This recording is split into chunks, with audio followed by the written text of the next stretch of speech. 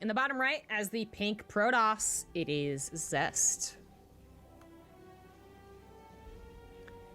In the top left is the blue Terran. He is Bunny. Kinda making the rounds again, making his name known again after a bit of... It felt like a bit of an absence.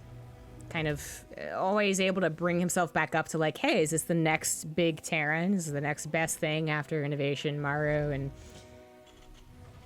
Well, actually, that's where the competition stops a little bit. Gumiho, yeah, can definitely be talked about in there.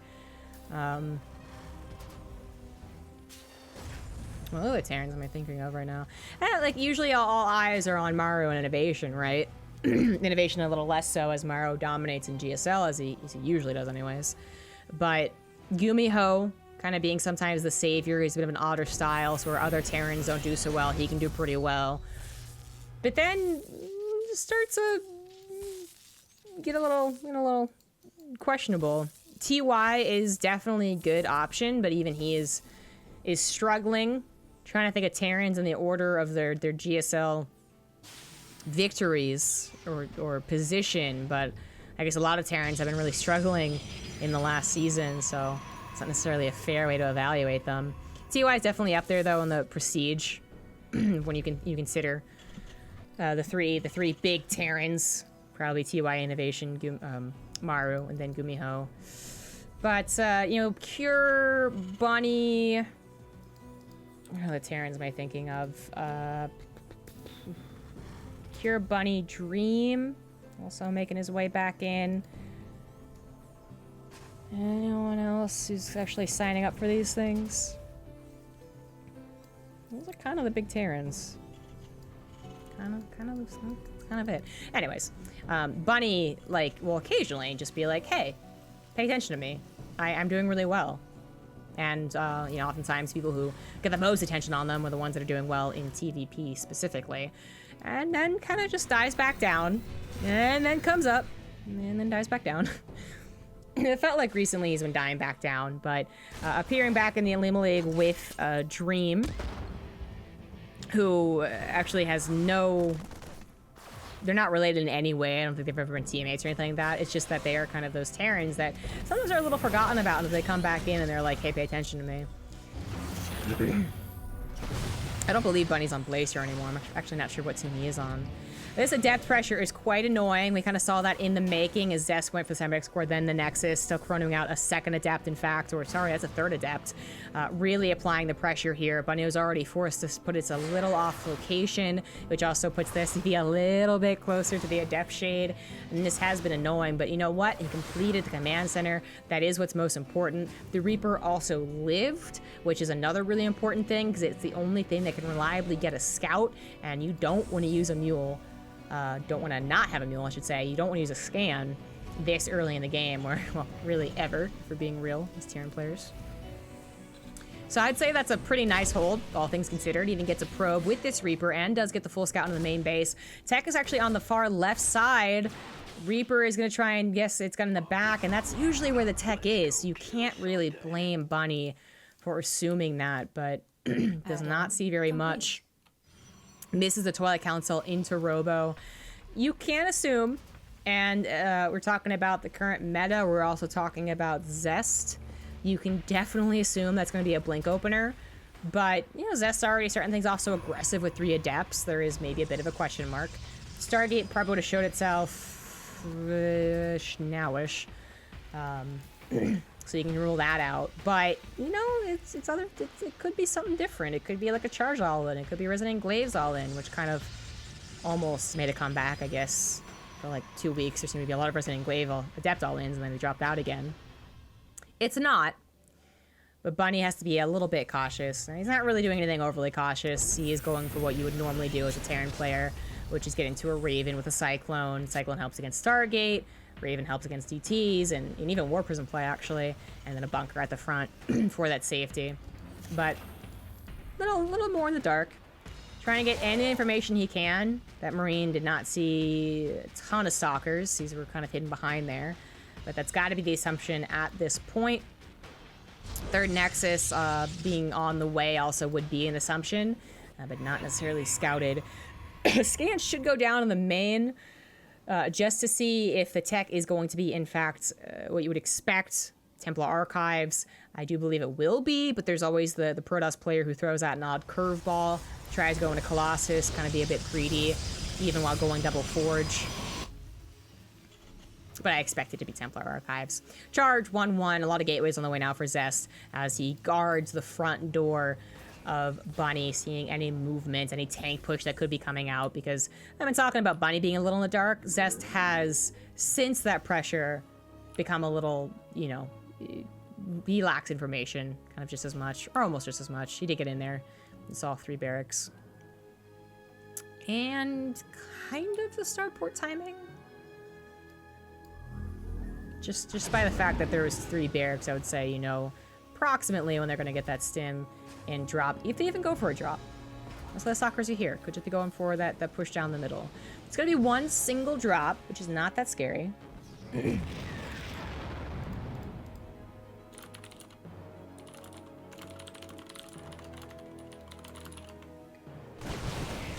So there's the push scene. Ultimate goal here would be get that Raven. That would be sweet. But even getting a couple of Marines is always nice. This drop is meant to be sneaky. It's not meant to really have a lot of damage done, like a double drop. If that goes unscouted, can be devastating. This drop, I think, is really about, yeah, sure, damage, if you can, obviously. But keep it alive, keep it in the pocket. No way they're going to build a Phoenix, right? So you can always have that as a threat. Don't think you really want to overcommit with this because it is such a strong distraction tool. Since we are talking about a fight coming into the middle of the map, Stalkers not paying attention, one loses their life. And I mean, just in general, these Stalkers aren't really getting that damage they want to do. They're not poking and then retreating, poking and retreating, and more of them lose their lives. More of them might die too as the Marines stim forward, grab the very low Stalkers, and 1 survives. That is it. Depowering of a lot of gateways is at a very crucial time as well. Now, I think Zest has enough just with his warp-ins he's been doing continuously. He also did warp-in Stalkers to deal with that medevac drop. But that's always the scary point, where you see the attack incoming, and you don't quite have that production, in this case because it was depowered. But he is good to go. Scan does reveal the double forges, which I think the medevac drop also saw, but maybe hoping that it would have seen a Templar Archives or Robotics Bay. We still don't have either one. But, you know, as I was talking about the Templar Archives, I should have noticed no third gases, but also no 4th gas at the natural. So a total of 3 gases means that you are just going to pump as many charge lots as possible. Still able to afford some Stalkers and Immortal every round. Obviously that 2-2, but you're talking about more charge lots than you would expect. And that's something that Bunny should recognize. His scan didn't reveal too much, but this scan does see no mining gases, no probes being moved to and fro. And I think he is getting a better and better idea of what to expect.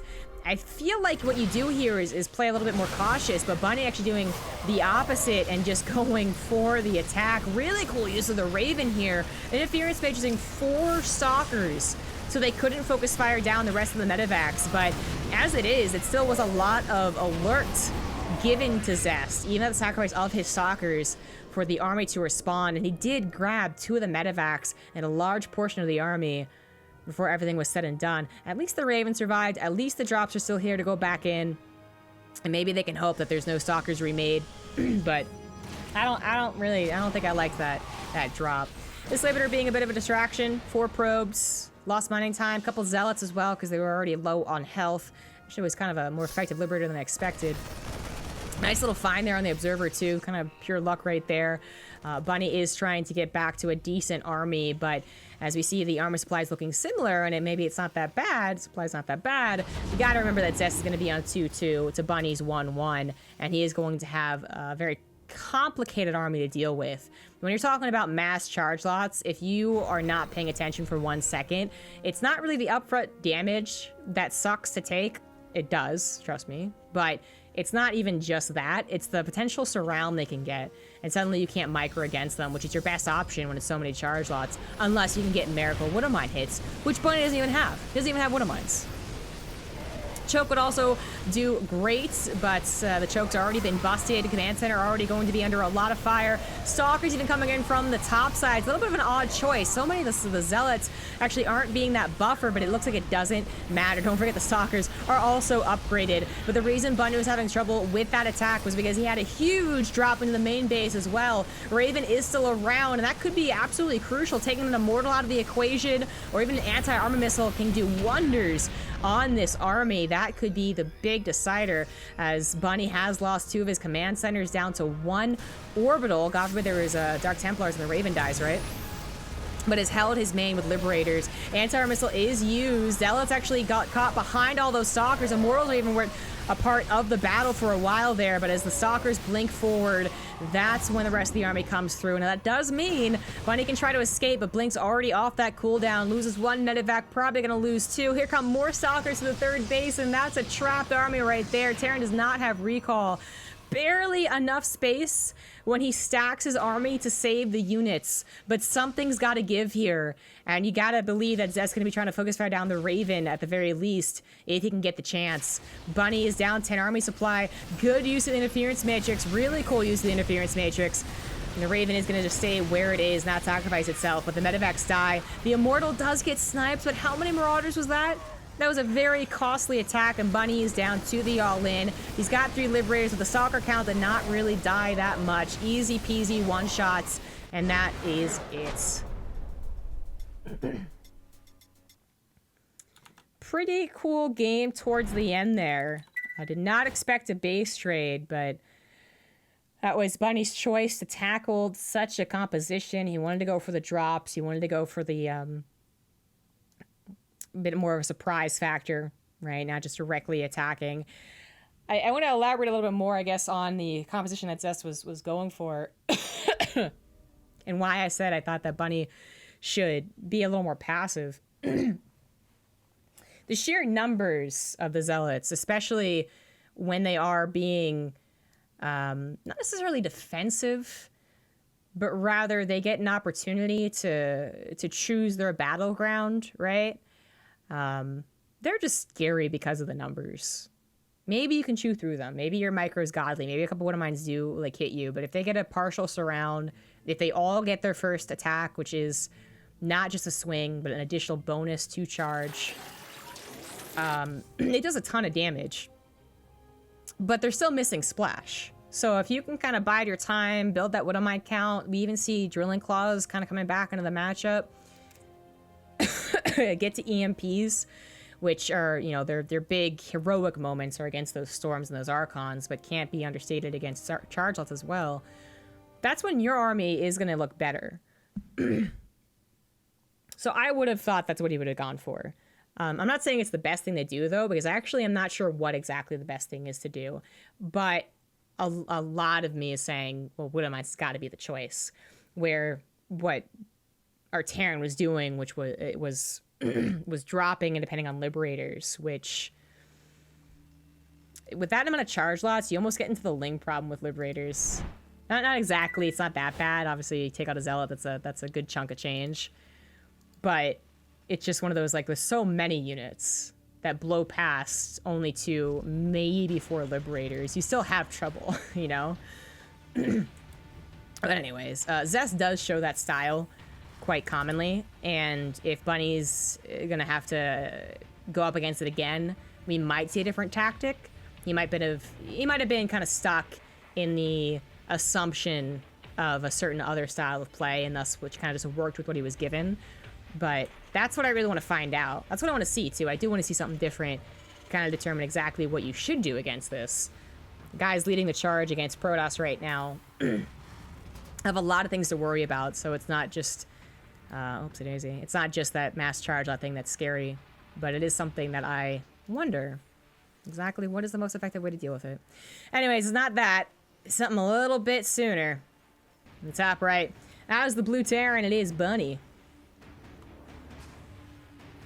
In the bottom left, as the pink Protoss, it is Zest. Always pink.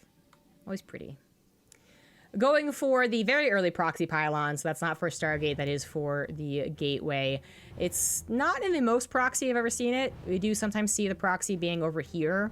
But that is, I guess, maybe the most obvious place to go, and a lot of Terran players are now SCV scouting. Honestly, I'm not sure why Terran players didn't start SCV scouting as a whole last year. Well, I guess I can't say that because we were proxying last year, weren't we? But anyways, there's a time where, like, between the proxy meta and the 2 base all-in meta, now we're kind of maybe settling a little bit more on some more macro games nowadays, where there just wasn't any Terran scouting for the SCV scout. And it was like, we still had to deal with those adepts, those forward adept gateway things, had to deal with the proxy gateways. Now there's a max packs build, right? But I am glad to see that more and more Terrans are just always SCV scouting. It's probably worth it. Probably. This one, in particular, definitely worth it. Sees a gateway and 7x core, but no nexus. A little bit off timing of that 7x core probably as well. And he started to get a little suspicious. So bunker's already done. Reaper is here to help out in case the adept, yeah, just shades on past, always obnoxious. Bunny could have gone for consistent marine production. Gotten up to even 3 marines before adding on that reactor. It does mess up the build a little bit. So adept getting in wasn't supposed to happen. It's not a bait. It's like it really wasn't supposed to happen, because it's not just about the adept being in the main dealing damage. It's about something responding to that, because you know there's more units on the way. You want everything you can get on that front line, taking care of whatever comes next, as well as the first or second adept.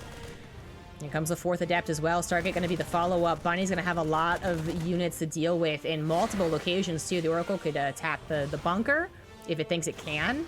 Right, there's only 1 Marine, not a lot of SCVs repairing it. Okay, fine, but it's going to also be able to go right into that main base, and there's not going to be a Widow Mine. There is going to be a Cyclone, but the Cyclone also has to be careful. It can't actually deal with 4 adepts all on its own, especially if it's cornered. Cyclone's all about that micro, even against some of the weaker units, DPS-wise, of the Protoss. They got to be able to retreat. Cyclone research on the way. That's an interesting choice. I do believe this is going to be a push then after he's felt comfortable dealing with the harassment. Zest does commit an awful lot to the pressure. Right, that Stargate was before the Nexus. Nexus only just finishing up. And there's a chance that Bunny does deflect both types of attacks, Adept and Oracle, or Adept then Oracle, or whatever. Because he now has the capacity to do so. It's about the correct split. I do like this split, though. This is the best one. The Marines and the Natural dealing with the Adepts, the Cyclone and the main dealing with any Oracle. And then if the attack comes all together, which it seems to be planning on it, you bring the Cyclone down. The Cyclone will not have its upgrade at the time of this attack, though. It looks like Combat Shield's coming out first, just further adding to the idea that it is, in fact, going to be a push after Bunny defends. Second Cyclone, third Cyclone makes sense. You're going to commit to the upgrade. Adept Shade going to take a little poke here. Like, take a looky around. That's a lot of Marines. Going to go for it. Goes for it. Marines do jump into that bunker. 2 Cyclones reveal themselves, but the Oracles come in as well. They're going for the SCVs, actually. I think they should have gone for the Cyclones. 1 Oracle's pulled back, and it will live with a decent amount of health. The second Oracle is going to pull back as well. The Adepts do shade away. Not a bad attack, actually. Loses, what, 4 Adepts in total? 6 Adepts, really? Okay. I didn't realize that was 9 Adepts shooting in there. 2 more Adepts lose their lives a bit for free. Starting to turn a little bit on Zest. These Adepts could lose their lives. The guys in the bunker, and they need to actually get back and defend. Bunny has finished up his Cyclone upgrade, and it's about to have combat shields moving across the map. Zest maybe realizing a little bit too late what the plan was. Has 3 Oracles, but started to transition into that tech. Now warping in, now trying to get the shield batteries, but is it too late? Has he used too much army in the attack and not having enough time to reinforce on the defense? I think that might just be the case. The Oracles get absolutely melted. Good focus area there from Bunny. Cyclone barely lives. Third Oracle does go down. The lock-on. The bunker and the missile turret are canceled. 3 Cyclones still live. The attack's not going to win the game, at least not right now. Zest is still only on 2 gateways with the production. His Stargate right now is basically useless. I wouldn't maybe mind a Phoenix, maybe? But it's about finding the gas right there as he starts his blink and +1. He's very, very tight in that gas. Another free lock on there. Third Cyclone, you're so damn low, but every time Zest tries to go forward to focus fire it, he's missing the attack on the rest of the units, and he is losing his units in the attempt to kill that last Cyclone. Oh gosh, suddenly his army down to just 1 stalker, 2 stalkers. Underestimating the follow-up push. Bunny behind this has recovered most of the worker damage he has taken. He lost, what, 8 SCVs, was it? Not too bad. Especially because he got some serious revenge on the army supply, but now only down 7 workers, 5 workers. Looking definitely better, more to what a Terran should be with mules. Still has that bunker for any chance that Zest did counter, if that attack did go poorly, and is getting into stim +1 and another attack probably in a minute and a half. We don't have... Oh, the starport's not done. With its reactor, that is. Okay, so that's what would pair up really nicely with these upgrades of the medevacs. Then you move forward. Still have 3 Cyclones in your arsenal. This one's scouting around. That's actually Marine. That's a Marine. I missed the Cyclone dying, my bad. The point is, still has 2 Cyclones. Sees no third, and that might, in another game where nothing really has happened, been an indication not to push. In this game, it's probably just good news. Hey, Zest can't afford a third base. He might be able to go on a charge first, which is what he should do.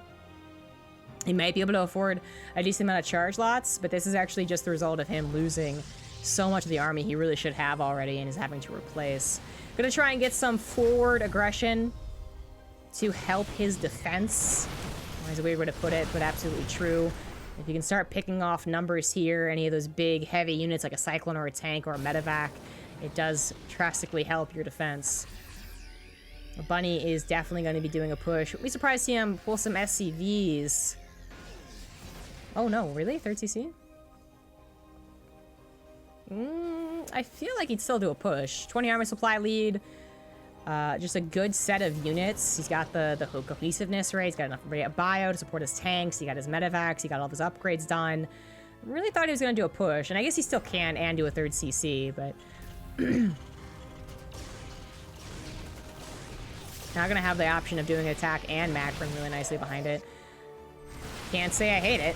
It's definitely a good choice. No SCV pull necessary then. And I think that actually is more than not necessary. It's really, really not needed. Could an SCV pull have done it? Absolutely.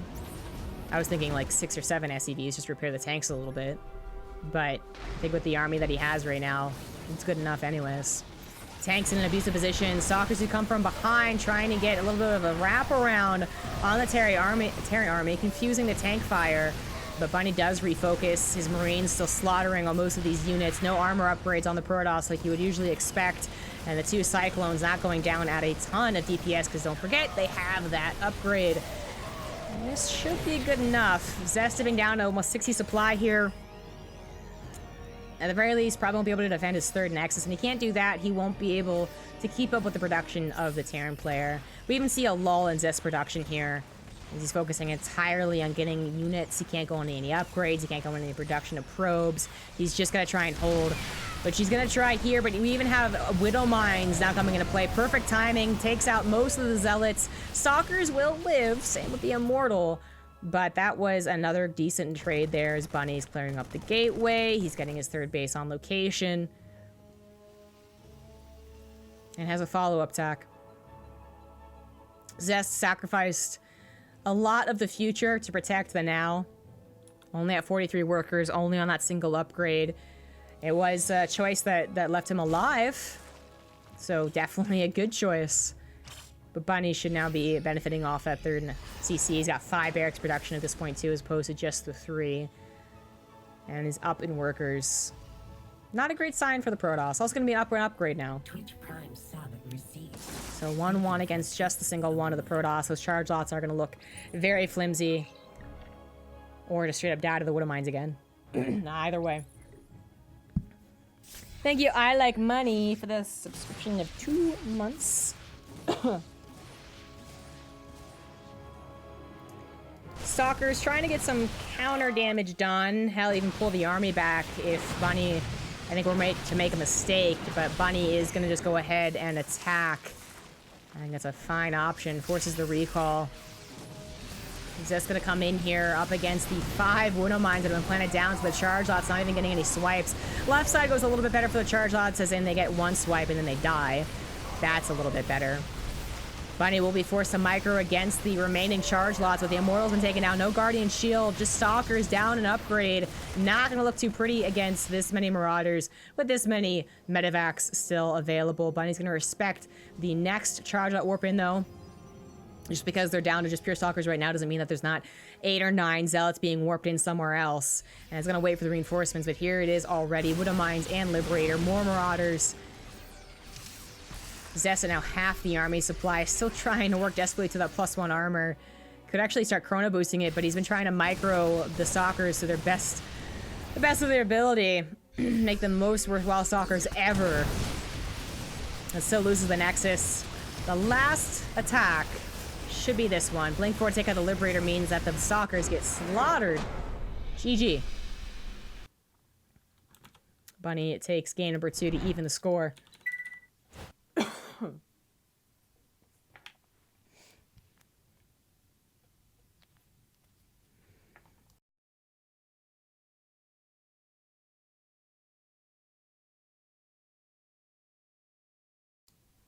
GG. GG, GG, GG. So final match, game number 3.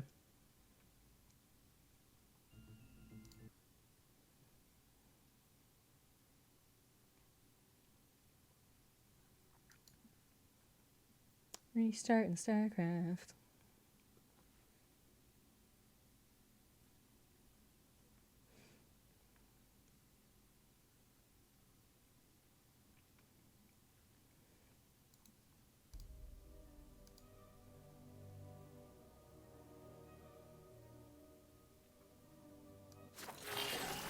Prime sub received.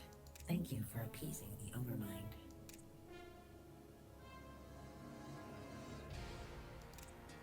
Forget which order the maps are in. Thank you, Garrett Vib, for that Twitch Prime sub. Thanks, sub.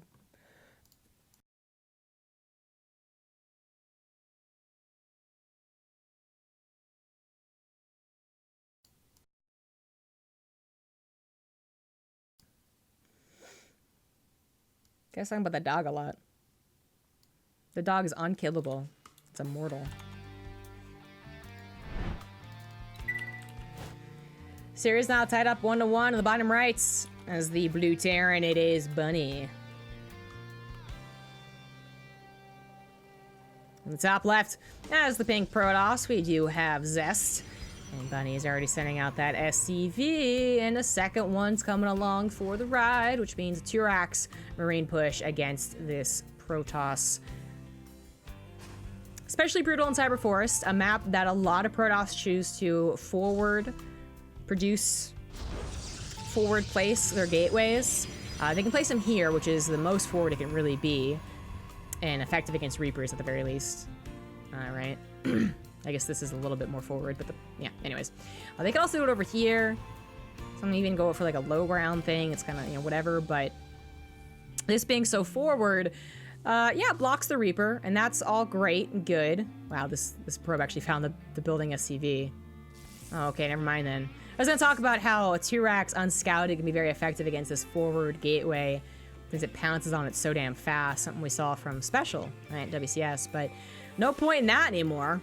Bunny forced to reconsider his plans as SCV was scouted, throws in the barracks at home, and gets a gas geyser after barracks, and maybe I think that's what it was. So probably Reaper and a Marine, which I think he's been doing anyways. Submarine score comes down. I think it is still a little bit scary for the Protoss in general. Not just like, hey, they still could be proxying somewhere else, but Zest has been doing Submarine score before Nexus every game, I believe. It gets you that Adept or Stalker out in due time to deal with the Reaper, especially if you don't have any type of wall off for it. If you don't get somebody extra beforehand, you have like 5 seconds or something to deal with the Reaper. I know this because I always lose a probe because I'm a bad Protoss. So Command Center goes on the high ground. Again, this forward position can be tricky. Could it die to a 2-racks out scouted? Sure, yeah. Does it block out the Reaper? Yes, it's very effective at that. Can it be used as a regular opener? Yes, but there's almost no reason not to chrono an Adept and send it across the map, especially if it is going to be so forward.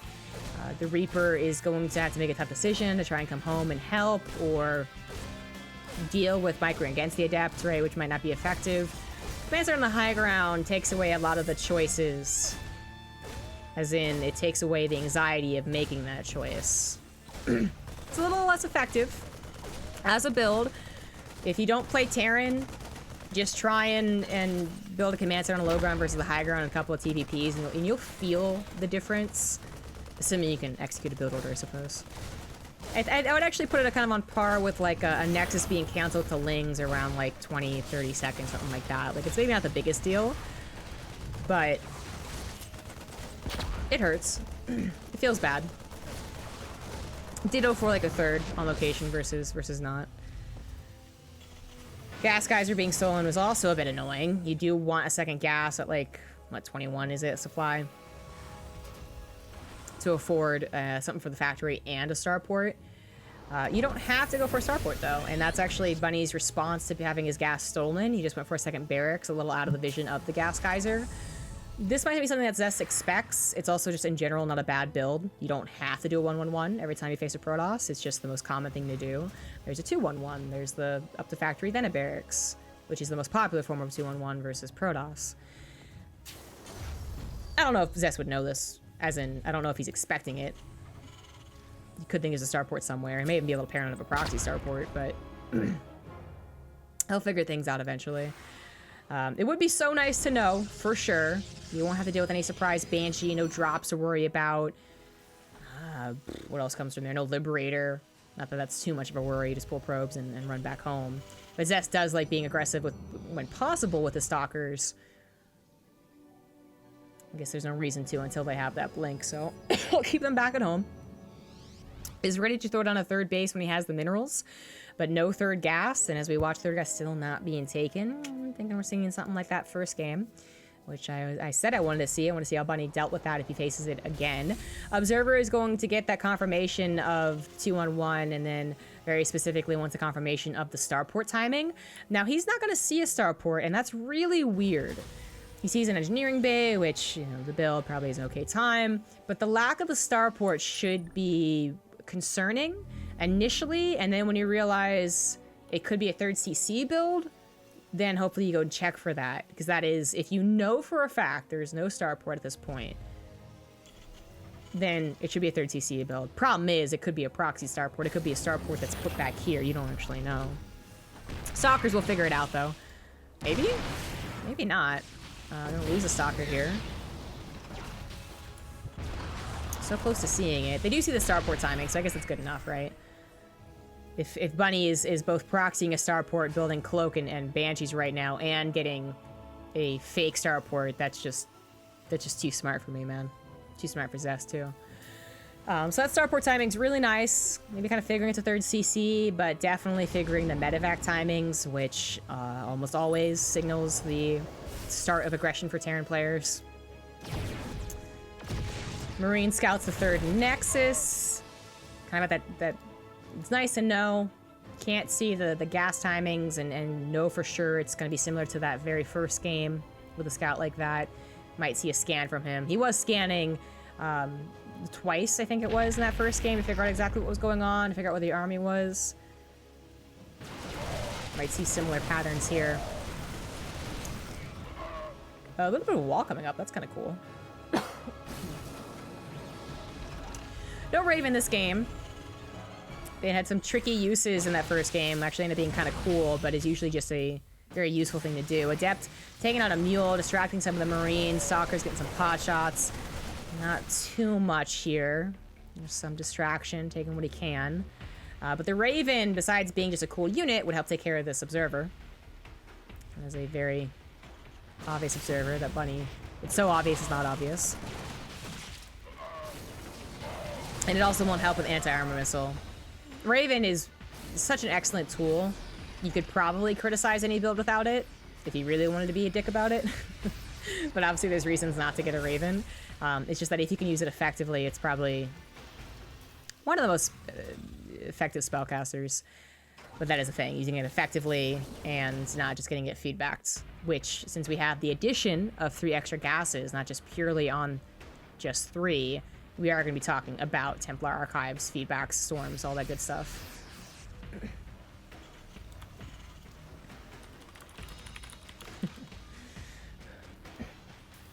All right, so Bunny, single tank here to help out defensively, but is should be having some form of aggression. Always a little difficult when you're being pressured by the stalkers. He only just recently took out the Observer too, so there wasn't a lot of drops. Actually, I had 1 tank, so 3 tanks, and he's still building tanks too. So defensively, he has stuff to work with, but you can leave the tanks at home and start to at least drop, which I thought what he would start doing. What I was saying is that it can be difficult if you don't know if you don't know for sure there's not an Observer above you. Now he knows for sure. And if the stalkers are constantly keeping tabs on you. So he's kind of pushed that back. He could start doing some aggression, but it really looks like he's playing to the long game. He's just, he's ready to commit, man. He's got the wedding ring on Zest's finger for a late game PvT by going for this 4th CC at this time, 2nd starport, fusion core. Everything kind of already pointed to that with the supply depot wall off, the continued production of tanks past 2 or 3 with no type of attack. All things are pointing to a later game, but the 4th CC is the real mark there, the real, okay, you're just gonna turtle a little bit, aren't you? Still doesn't mean you can't try and drop, but with Zest being so good against drops and just the danger of dropping, lose 2 medevacs, lose 16 units, right? Yeah, not something that Bunny's willing to risk. Now, Zest has figured things out, I think, pretty quickly. Maybe the supply depots tipped him off. Maybe that's why he actually added those gases, realizing that a mass charge attack would not work. And maybe that's why Bunny was doing this, is that he thought Zest would do that same style of the first game. Maybe they're responding to each other. Maybe no one's responding at all, but I do believe Zest is responding. So we have the gases, we have the High Templars, we also have a Stargate started. He wants to add on another one, plus a Fleet Beacon. He's going to have a decent economy very, very soon. 68 probes, 4 bases. Is posturing for an attack, but I do not believe he'll ever commit to it. When the 4th base is being put down on location, I guess that is the best chance to do something. Yeah, I just don't know if that's actually going to work out. These High Templars and Warp Prism are something spicy, though. Bunny didn't bother going for ghosts, and you don't necessarily need them. I would love to see a Viking or 2 to help out against this, but just focusing on the Liberators, hoping the tanks will help take care of any High Templars as Bio can run back into them. So they may take 1 nasty storm, but hopefully they won't take 2. As I say that, Marines all pop, pop, pop to the 2nd one. Zealots come in for the planetary finish, going to clean up at least a couple of SCVs. Not worth responding to if it means looking away from this army, though. 8 SCVs is not worth looking away and letting Zest run into your base. Especially true for anyone who's not a flippin' Korean Terran pro gamer, right? So just let that kind of die. Planetary is going to finish anyways. Liberators will hold against any further attack. And you're still at 69 workers. Zest would have loved an opening. If Bunny were to overreact to anything, definitely go for the attack. But if there's not going to be an opening, that's when you need to go in the Fleet Beacon. And this is where things are going to get even trickier. Not only can Zest beat bot between the 3rd and 4th bases and maybe catch Bunny off guard with a maxed out ground army, he also can just do that with Tempest, or simply just shoot it from afar. The best thing the Tempest can do, right? And that's going to force Bunny to play the super long game with Vikings as well, which can be super annoying. Finally have ghosts. It's something that you want to add eventually. I still am on the whole we should have had a Viking by now thing. 1 Viking would have stopped this Warp Prism harassment, which, by the way, it is more harassment than an actual attack, but it's doing damn effective damage. Bio going down, SCVs going down. High Templars do lose their lives. I guess that is a trade. Not the most effective, but Warp Prism is still alive. Now responding to the attack, he's going to target down the Warp Prism. We all know that Zest could neither remake that, but still a nice little thing to not worry about for at least 30 seconds. Grabs a couple of Immortals as well. Does lose the drop entirely, but a back attack with whatever bio he can muster, a couple tanks, and now he does unsiege those Liberators. Okay, he's going for it. He's going for the attack. Something I didn't mention while he was turtling, by the way, despite having 4 bases and finally getting to an armory, I guess he just didn't want to go into 2-2. So the upgrades are going to be in favor of Zest, but not as much as you would think. Because he was planning on going into those Tempests, he didn't actually go into a double forge that quickly. Did he ever go double forge? Okay, he did, but he's still only on 2-2. EMPs blanket the High Templars. Only one left with energy. Also hit those Tempests, and if there was a Viking count, this would be deadly to Tempests, who are already kind of weak. But because there are no Vikings, the Tempest will eventually force the retreat of Bunny, who probably wasn't expecting such a swift transition, and is now forced to run away with a lot of positional units, a lot of siege units, and that's the worst case scenario for the Terran. I really think he was hoping to hit pre-Tempest timing, and if he had, that's when his army is very effective. But when Tempests are out, especially when it's just one or two, the Liberators look really dumb. They need the support of the Vikings. Now it's going to be the situation where the Vikings come, then he has to make the Liberators, which means that the ground army might actually be able to come through here. Now, 5 Liberators are still sieged up. Zest was like, oh, I took out the front line. Let me go ahead and do this. Not quite the case yet. But that's the thing that you have to worry about when the Liberator count gets lower and lower. But tanks are also still here to kind of cover against the Stalker blink forward. Zest being drawn in a little bit again, so he's losing a lot of Zealots. But he did keep that 4th base alive, has a 5th base on the way. Actually, no, he didn't. He lost it. He's just replacing it pretty quickly. So he's double expanding, but the point is he has a 5th base on the way. And he is still in control of this game. But Bunny surviving the retreats. That was the scariest part about it.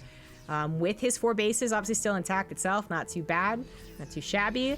He's able to get to that 5 times production for Vikings, which 1 or 2 rounds already gives him enough to start dealing with the Tempest. It was a bit of a close little timing there, but it worked out. Bunny definitely still has a chance to get to a good composition. That is very dangerous. Those medevacs are low on energy and low on health. How effective are they? 3-3 has started up for Zest along with an air upgrade. Bunny only just now starting his +2 attack. Not even armor. No ship weapons.